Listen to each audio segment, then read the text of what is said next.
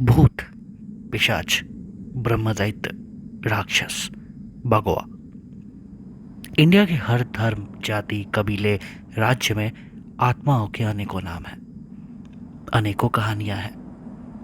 ये कहानियां और किरदार रोमांचक तो होते ही हैं, बहुत बार भयानक और रातों की नींदें उड़ा देने वाले भी होती हैं। इंडियन फोकलोर में पाए जाने वाले तरह तरह के डीमंस के ऊपर मेरी इस 14 एपिसोड्स की लिमिटेड सीरीज में आपका स्वागत है। ये इस सीरीज का पहला एपिसोड है,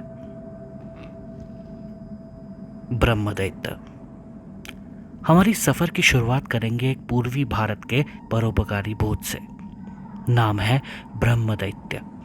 ब्रह्मदैत्य अविवाहित हिंदू ब्राह्मण नर के भूतों को कहा जाता है, जिन्हें जीते जी बहुत ज्ञान और इज्जत मिली हुई थी। ये काफी ताकतवर होते हैं, पर ज्यादातर समय अपनी शक्तियों का इस्तेमाल लोगों की भलाई के लिए करते हैं। जिस गांव या घर में इनका वास होता है, वहां की पूरी तरह रक्षा करते हैं। कहा जाता है कि ये धोती, चप्पल और जनेऊ पहने हुए होते हैं। धर्मावलंबी ब्राह्मणों की तरह इनके सर के पीछे भी एक शिखा होती है। ज्यादातर ब्रह्मदैत्य लोगों की मदद और उनको वरदान ही देते हैं। कहानियों के मुताबिक ये बेल के पेड़ों की शाखाओं में पाए जाते हैं। ब्रह्म राक्षस। जैसे एक अच्छा और शिष्टाचारी हिंदू ब्राह्मण मौत के बाद ब्रह्मदैत्य बनता है, वैसे ही ऐसे ब्राह्मण जो जीवित अवस्था में अपने शास्त्रों के ज्ञान का गलत फायदा उठाते हैं, मौत के बाद वही बनते हैं ब्रह्म राक्षस। ब्रह्म राक्षसों का रूप बहुत ही भयानक होता है और वो पैरों की टहनियों से उल्टे लटकते हुए पाए जाते हैं। इनके पास वेद पुराणों का ज्ञान होने के कारण ये लोगों को वरदान दे सकते हैं, पर गुस्सा होने पर उन्हें भस्म भी कर सकते हैं। मध्य और दक्षिण भारत के कुछ जगहों पर इनकी पूजा भी की जाती है। केरला राज्य में ब्रह्म राक्षसों को समर्पित एक मंदिर भी है। इस मंदिर का नाम है थिरुनक्करा शिवा टेम्पल, जो कि कोट्टायम में है। चंडा। चंडा एक ऐसा सुपरनैचुरल क्रीचर है जो किसी के मरने से पैदा नहीं होता, बल्कि इनकी सृष्टि खुद इंसानों द्वारा की जाती है। इन इंसानों को कहा जाता है गुनीन, जिनके पास काले जादू का ज्ञान होता है। चंडा की उत्पत्ति का श्रेय भारत के उत्तरी राज्यों जैसे असम और बंगाल को दी जाती है।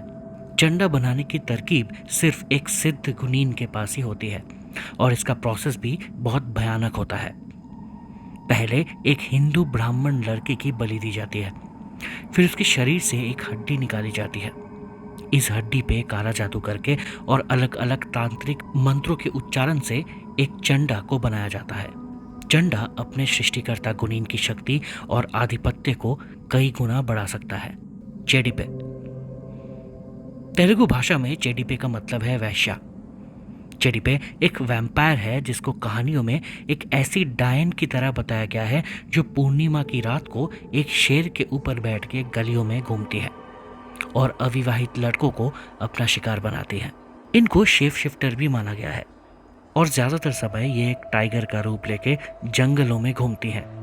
चेडिपे की कहानियां गोदावरी नदी के आसपास वाले राज्यों में शुरू हुई थी।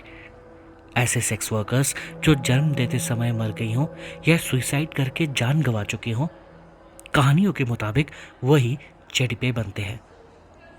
फोक स्टोरीज के मुताबिक चेडिपे अपने विक्टिम्स के पैरों से खून चूस लेती हैं और तब तक उनके साथ सेक्सुअल रिलेशंस रखती है जब तक वो मर ना जाए। बहुत मिलती जुलती एक कहानी वेस्टर्न कंट्रीज में भी सुनने को मिलती है। वहाँ ऐसी आत्माओं को सक्यूबस कहा जाता है। चित्किन। चित्किन की कहानी आती है महाराष्ट्र से। कहानियों के मुताबिक ऐसी लड़कियां या औरतें जो रोड एक्सीडेंट में मर जाती हैं, वो चित्किन बनती हैं।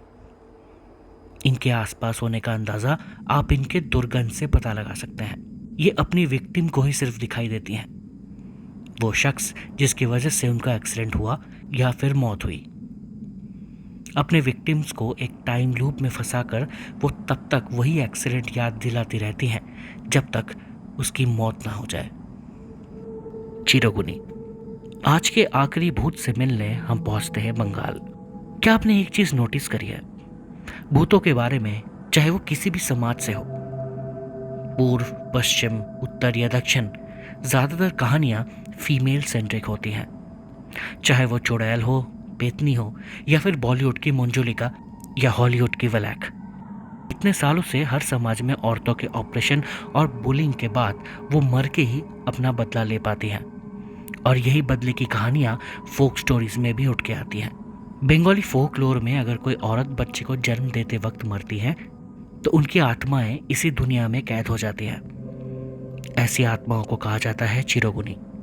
चिरगुनी कमजोर इंसानों की तलाश में जंगलों, शमशानों, नदी, तालाब के आसपास घूमती रहती हैं और कोई मिलने पर उन्हें अपने वश में कर लेती हैं। कहानियों के मुताबिक चिरगुनी ऐसा इसलिए करती है ताकि वो इंसान अपनी जिंदगी में खुशियां ना देख पाए, बच्चों का, परिवार का, ऐसी खुशियां जिससे चिरगुनी खुद वंचित रह गई हैं। ये आत्माएं ज्यादातर गांव देहात में पाई जाती हैं और वहां आज भी ऐसे केसेस में भूत भगाने के लिए तांत्रिकों और काला जादू करने वाले गुनीनों की मदद ली जाती है। आज के इस पहले एपिसोड में इतना ही। जल्द हाजिर होऊंगा अगले एपिसोड में और 6 किस्म के भूतों के बारे में बात करने के लिए। सपोर्ट करने के लिए कृपया चैनल को सब्सक्राइब करें। धन्यवाद।